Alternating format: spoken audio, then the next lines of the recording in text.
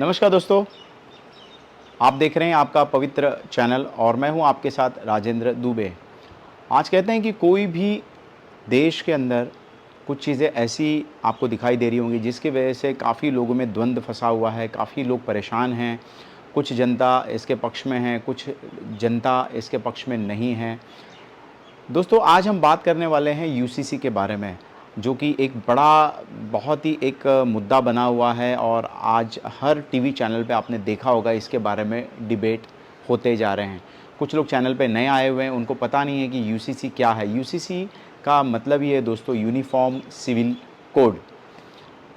मतलब समान जनता उस दायरे के अंदर आती है, मतलब समान जनता संहिता ऐसा कहा जा सकता है हिंदी में, आप इसे समझ लीजिए। तो इसके अंदर आज हम चर्चा करने वाले हैं, इसके बारे में मैं विस्तारपूर्वक चर्चा करूंगा और ज्योतिष के माध्यम से क्या प्लैनेटरी पोजीशन अभी चल रहा है और इसके लिए कितने लोग मतलब सहमति है और काफ़ी लोगों की सहमति नहीं है।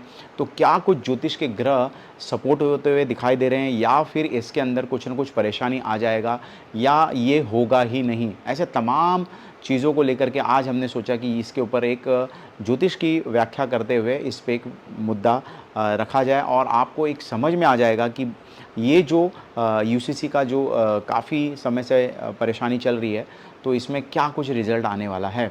तो दोस्तों, ये जो यूसीसी है ये आज का नहीं है दोस्तों, ये करीबन मैं इसके बारे में बता देना चाहता हूँ कि ये 200 साल पहले का ही मुद्दा है। 200 सालों से आ रहा है। कहीं न कहीं नेहरू जी, अगर आप देखेंगे 1930 में भी नेहरू जी ने इसका बहुत ही एक आगे इसको बढ़ाना के लिए आगे आए थे, लेकिन कुछ विरोधी पक्ष लोग थे, उन्होंने उसको नकार दिया। फिर अगर हम बात करें 1848 की ईस्ट इंडिया कंपनी की, तभी भी ये मुद्दा बहुत ही गरमाया था, लेकिन कुछ पॉलिटिशियंस की वजह से इस मुद्दे को, पर्सनल लॉ को एक अलग ही दर्जे में रखा गया। तो जैसे अगर आप देखेंगे दोस्तों कि बहुत सारे लोग यहाँ पर हैं, तो वो लोग इंडिया के कानून को मानते हैं। फॉर एग्ज़ाम्पल, अगर आपको राशन चाहिए तो आप यहाँ का राशन कार्ड यूज़ करते हैं। अगर आपके घर में कोई बीमार है तो बीमारी में आप गवर्नमेंट का सारी पॉलिसियाँ यूज़ करते हैं, वहाँ की मेडिसिन फ्री में लेते हैं, सारे अधिकार आप ले लेते हैं। लेकिन और जहाँ भी अगर आपके कुछ लोगों ने अगर कुछ परेशानी कर दी है या फिर कुछ ऐसी घटना कर दी है, तो उसमें भी आप चाहते हैं कि हमें जो इंडिया का लॉ है उसके हिसाब से ही हमें सज़ा सुनाई जाए। ठीक है, ये सब चीज़ों में आप तो एकदम अच्छी तरीके से इंडिया के लॉ को फॉलो करते हैं। लेकिन जहाँ शादी की बात आ गई, जहाँ कुछ औरतों को, कुछ संप्रदाय ऐसे हैं जहाँ पर औरतों को कुछ अधिकार ही नहीं दिया जाता है, उनको सिर्फ़ और सिर्फ मतलब उनका कोई एक इमोशनल टच ही नहीं है, तो वो लोगों को ये इन चीज़ों से क्यों दूर रखा गया है। तो कुछ पॉलिटिशियंस, कुछ पार्टियां हैं जैसे बीजेपी है, इनका समर्थन कर रही है कि बाबा उन औरतों को भी प्रताड़ना नहीं होनी चाहिए, उनको भी हक बराबर से मिलना चाहिए, एक ही छत के नीचे सारे लोग आ जाने चाहिए। इसीलिए बीजेपी इसको सतत प्रयास कर रहे हैं, नरेंद्र मोदी जी इसके लिए सतत प्रयास कर रहे हैं और ये मुद्दा अभी गरमाया हुआ है। तो दोस्तों, ये तो समझने वाली बात है, सारे चीज़ में आपको इंडियन लॉ चाहिए, लेकिन कुछ कुछ चीज़ें जैसे शादी हो गई, कुछ लेन देन की लीगल में कुछ बंटवारे की बात आ गई, तो वो सब चीज़ों में आपको फॉलो नहीं करना है। ऐसा क्यों है भाई? जब आप यहाँ का खा रहे हो, यहाँ पे रह रहे हो, यहाँ की गवर्नमेंट आपको इतनी सब सारी चीज़ें सुविधाएं दे रही हैं, तो आपको दिक्कत क्या है? दिक्कत है तो कुछ ये पॉलिटिक मुद्दा हो जाता है कि अपने स्वार्थ के लिए अपना जीना चाहते हैं, अपने स्वार्थ के हिसाब से चलना चाहते हैं। और कुछ लोगों ने अपना, जैसे मुस्लिम संप्रदाय है, उन्होंने भी अपना एक पर्सनल लॉ है, उसके हिसाब से ही वो चलना चाहते हैं, वो इसके नीचे आना नहीं चाहते हैं। लेकिन उनको पता नहीं है कि ये कानून आने के बाद में सारे लोग समान दर्जे में आ जाएंगे। यही कुछ लोगों को, जो लोग थोड़े से मज़ा लेना चाहते हैं या कुछ है, तो वो चाहते हैं कि ये यूसीसी यहाँ पर लागू ना हो। तो दोस्तों, अब हम ज्योतिष की बात कर लेते हैं कि ज्योतिष के हिसाब से अगर देखा जाएगा तो दोस्तों 2023 में हम प्रवेश कर चुके हैं और कुछ लॉ लाने की बात होती है। तो दोस्तों, लॉ के लिए सबसे बड़ी बात होती है शनि का ठीक ठाक होना बहुत ज़रूरी होता है। और अभी आप देखे होंगे कि शनि जो है अभी की स्थिति में जो देख रहे हैं हम कि वो वक्री स्थिति में चल रहे हैं और नवंबर में वो मार्गी हो जाएंगे। सीधा सीधा साफ संकेत ये दिखाई दे रहा है कि इस मुद्दे पे शायद मुझे लगता है नवंबर तक तो कोई रिजल्ट आने की संभावना है बनती नहीं। अब हम बात कर लेते हैं कि देश में अगर आप देखें तो चांडाल योग लगा हुआ है। दोस्तों, अगर आप गुरु राहु चांडाल योग के बारे में विस्तार पूर्वक जानना चाहते हैं तो ये जो हमारा लिंक है इसके ऊपर आप क्लिक करिए, और ये लिंक क्लिक करने के बाद में आपको विस्तार पूर्वक मैंने उसमें बहुत अच्छी चर्चाएँ की हैं, और चर्चा से आपको समझ में आएगा कि मेरे लाइफ में क्या-क्या परिवर्तन है, या कहाँ कुछ मेरे अवरोध आ रहे हैं, या क्या कुछ मुझे परेशानी हो रही है। तो उसके लिए मैंने सटीक 4 उपाय भी दिए हैं। ये करने से आपके चांडाल योग में बहुत सारी कमियां आना शुरू हो जाएगी। चांडाल योग मतलब दोस्तों, गुरु के साथ में राहु आया हुआ है। गुरु ज्ञान का कारक है और राहु अज्ञान का कारक है। जब अज्ञानी ज्ञानी को मिलता है तो परेशानी आना शुरू हो जाती है।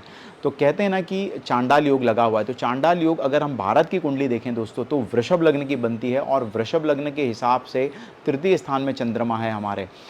तो हमारी जो राशि है वो कर्क राशि है, और उसकी अगर हम एनालिसिस करें तो 12वें स्थान पे हमारा चांडाल योग बन रहा है, जो कि शुभ स्थान पर चांडाल योग नहीं बन रहा है। इसकी वजह से भी हम कह सकते हैं कि गुरु जो ज्ञान है, जो प्रकाश है, और एक नॉलेज की बात आती है, तो कुछ लोग यूसीसी का विरोध अवश्य आगे भी बड़े पैमाने पे करने के लिए आ सकते हैं, क्योंकि चांडाल योग में नाम ही उसका चांडाल है, मतलब कोई भी शुभ कार्य में परेशानी लाने का कार्य ही चांडाल योग करती है। और वो भी भारत की कुंडली की अगर हम बात करें तो 12वें स्थान में राहु और गुरु का भ्रमण चल रहा है, जो कि एक शुभ संकेत नहीं देता है। हाँ, साथ में ये भी मैं कह सकता हूँ कि गुरु की दृष्टि 6ठे स्थान पे पड़ रही है, तो कहीं न कहीं शत्रु है वो ज़्यादा लेवल पे आने की संभावनाएं मुझे कम लगता है। हाँ, आएंगे ज़रूर, लेकिन वो अपनी बाउंड्री जानते हैं, वो अपनी ताकत जानते हैं कि वो गलत हैं। इसीलिए विरोध कर सकते हैं, लेकिन वो विरोध में सफल होने की संभावनाएं कम बनती है। ज्योतिष के हिसाब से अगर हम देख रहे हैं कुंडली को, तो ये समय मुझे लगता है नवंबर तक का जो समय है, देश में जो चांडाल योग बना हुआ है, तो मुझे तो लग नहीं रहा है कि इसमें अक्टूबर नवंबर तक भी कोई फैसला आने की संभावनाएं बनती हैं। दोस्तों, आज तो हमने यही स्टडी की है कि पूरे ग्रह जो हैं वो फेवरेबल दिखा नहीं रहे हैं। यूसीसी का आने का संभावनाएं मुझे तो अभी दिखाई नहीं दे रहा है। इसमें हम नेक्स्ट वीडियो में बात करेंगे कि आगे की जो रणनीति है उसमें क्या ग्रहमान स्थिति बदल रहे हैं, क्योंकि राहु भी अक्टूबर में बदलते हुए जा रहे हैं, शनि भी फिर मार्गी होंगे। तो उसका कुछ अलग से स्टडी हम कर करके दूसरे वीडियो में हम आपको बताएंगे कि यूसीसी आगे क्या रूप ले सकता है। अभी तो आप देख रहे हैं देश में, मतलब एक्सीडेंट हो गया, आपने देखा बंगाल में बहुत, उड़ीसा में जो हुआ वो बहुत बड़े लेवल पे ये, और आप देख रहे हैं बारिश, आप देखिए हर जगह पे बारिश आती जा रही है, और कहीं ना कहीं नुकसान होते जा रहा है। आपने देखा होगा कि आउट ऑफ कंट्री में भी कहीं कहीं पूरी लाइब्रेरी को जला दिया गया है। वो लाइब्रेरी मतलब गुरु होता है दोस्तों, ज्ञान। तो चांडाल योग में यही होता है, जैसे हमारा नालंदा विश्वविद्यालय को जलाया गया था, वैसे ही चांडाल योग ये पूरे विश्व के लिए शुभ माना नहीं जाता है। तो इंडिया के लिए भी ये 12वें स्थान में होने की वजह से मुझे तो नहीं लगता नवंबर तक इसके ऊपर कुछ बहुत बड़ा कॉन्क्रीटली रिजल्ट आने की संभावनाएं दिखती है। हाँ, नेक्स्ट वीडियो में मैं ज़रूर बताऊंगा आपको कि यूसीसी में राहु चेंज होने के बाद में, गुरु चेंज होने के बाद में, और शनि मार्गी होने के बाद में क्या कुछ परिणाम आने वाले हैं। आज का मुद्दा यही था कि यूसीसी मुझे अक्टूबर तक, नवंबर तक दिखाई नहीं दे रहा है। ऐसी अच्छी वीडियो के लिए आप हमारे साथ बने रहिए, और अगर आपको हमारा चैनल अच्छा लगता है तो लाइक करिए, शेयर करिए और सब्सक्राइब करिए। धन्यवाद, अपना ख्याल रखिए, नमस्कार।